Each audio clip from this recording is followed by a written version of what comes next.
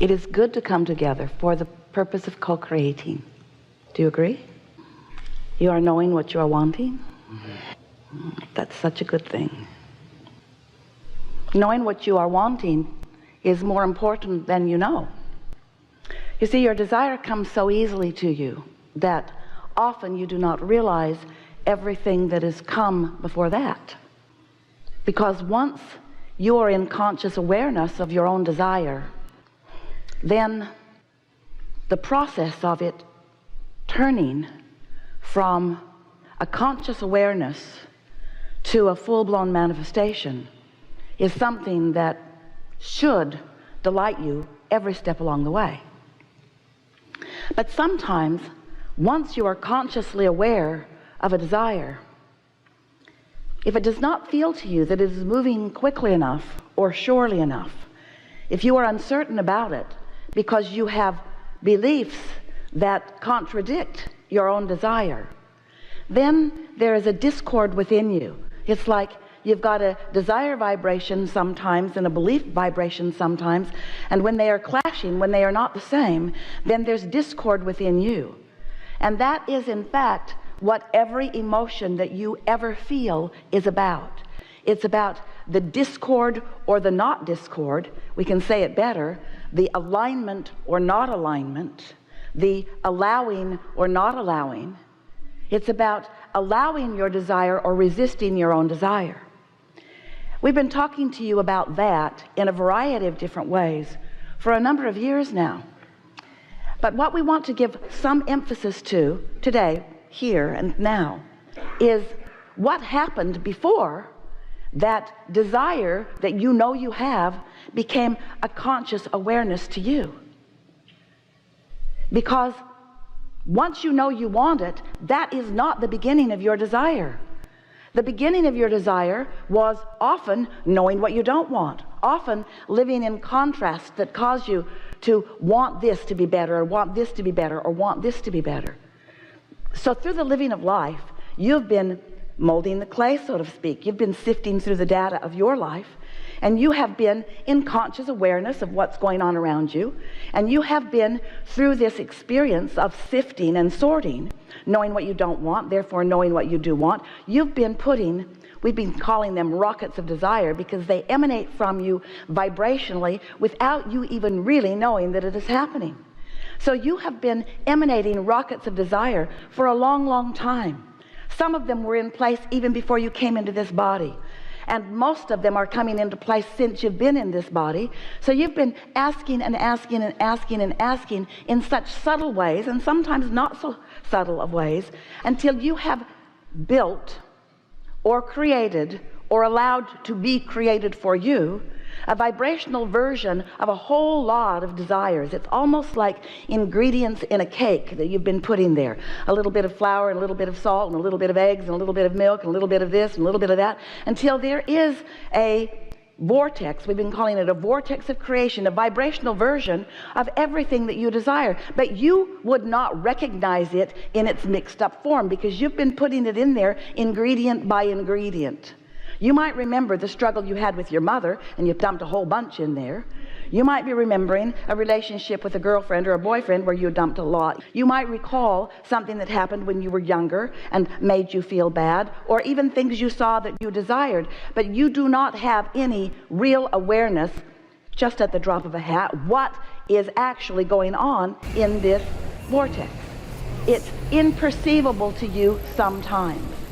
Now, what we want you to realize is law of attraction. You've been hearing us and others talking about law of attraction.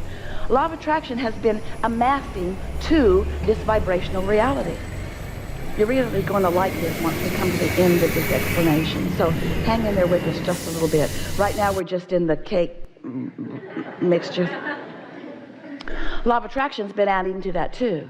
So this vibrational reality, this vibrational version of what you are creating, is becoming more and more and more and more. And a question that we have for you, and the question that we want you to begin asking yourself more and more, is, as this vibrational version of you is becoming, it's almost like the gestation period, it's almost like the fetus growing in the womb. It is this vibrational version that is coming into further and further and further larger and larger and larger possibility for your awareness. So it's growing and growing and growing, and law of attraction is causing it to grow and grow. We're talking about your desires. We're talking about your creation. We're talking about what you've been putting there through the living of your life. We're talking about a very important basis of creation. It's getting more and more and more and more. But now here's the question that we have for you. What's your mood today, right here, right now? What's your attitude? Are you joyful? Are you clear?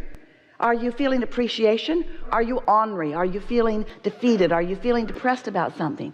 Because your mood, which indicates your vibrational state of being, which indicates your vibrational situation right here and now, how you feel, what your mood is very important in relationship to you being receptive of what's bubbling and boiling over here in your vortex. So all of a sudden you say, oh, I have an idea. Or, oh boy, do I want that. When that desire occurs to you like that, where it thrills you, where you know that you want that, oh, I really, really want to do that or be that or have that. When that happens, that means that all this work that you have done before, all this putting your ingredients into this vortex, all of this law of attraction and your inner being and source energy's response to it, all of this becoming, and now you, somehow, some way, maybe you meditated, maybe you took a nice swim, maybe you've been walking on the beach, maybe you were just basking in appreciation of something. Doesn't matter how you got there. Somehow, some way, you got into what we are calling the receptive mode, and you were the same vibrational frequency as what your vortex has become, and you realized it for a moment. Oh, I want that. But then so often you get practical. You're not able, it seems, to keep that alive because you're not used to being in that receptive mode. It just sort of caught you off guard when you were accidentally not being the negative person you usually are. Just for a little while, you weren't complaining about something. You sort of forgot. Maybe it was first thing in the morning. Maybe the person that you usually complain to wasn't available. They weren't answering your texts or your phone calls. And so you weren't beating the drum of all of the beliefs that are keeping you from all of the things that you want. You were accidentally, or maybe deliberately, but probably accidentally, in the receptive mode, and oh, you got the idea. Oh, feels so good to feel like that for a moment, doesn't it? So what we are wanting to talk to you about all day, every day, is how you can recognize that receptive mode. Ooh, the idea came, and then spend more of your time getting the rest of your thought to not trample and kill that thought. To get yourself into the place where you allow this desire to be believed by you. Talk yourself into believing it a little bit at a time by no longer beating the drum of the things that counteract it, that disapprove of it, or that disagree of it. So, almost the first words that we spoke through Esther, all those many years ago, were, if you want something and believe it, then it is. In other words, if you have a desire and you're not contradicting it, when you say, I want it and, instead of I want it but, I want it and, I want it because, I want it and, that's so much different than I want it but, however. So as you bring all of that past reality, you see, you didn't come to face reality. Facing the reality that you've been living will deny the reality that you are creating. You didn't come to face reality, you came to create reality. You are the creator of your own experience, and you do it all day, every day, through the thoughts that you think, through the words that you speak. So what you think matters a lot, and you can't get away with negative commentary. You can't get away with those uncomfortable thoughts and statements and beliefs and allow what you really want to come into being. You were non-physical energy before you came into this body, but you still are, the largest part of you, non-physical energy. And so as you come into this body, oh, such a wonderful thing you've done. And you sift and sort, and you create this vortex, which is your future manifestations. But also, once you launch a rocket of desire, everything changes. You are adding to the expansion of the universe with every exposure to life that you are living. So you are creating this vortex, and law of attraction and your inner being, source, what you want to call God, is focused upon your expanded ideas, your expanded notions, your expanded ideals, your expanded desires. And so once life causes you to ask for something, even if it's such a soft, gentle asking that it's imperceivable to you long term, your asking never stops being heard, and it becomes greater and greater and greater until it is almost tangible. You can almost see it and hear it and smell it and taste it and touch it, but you can't, because it's still a vibrational version. And the thing that goes wrong, not wrong, yeah, wrong, no, not so, it's not wrong, nothing's ever wrong. The thing that goes, no, it's not wrong.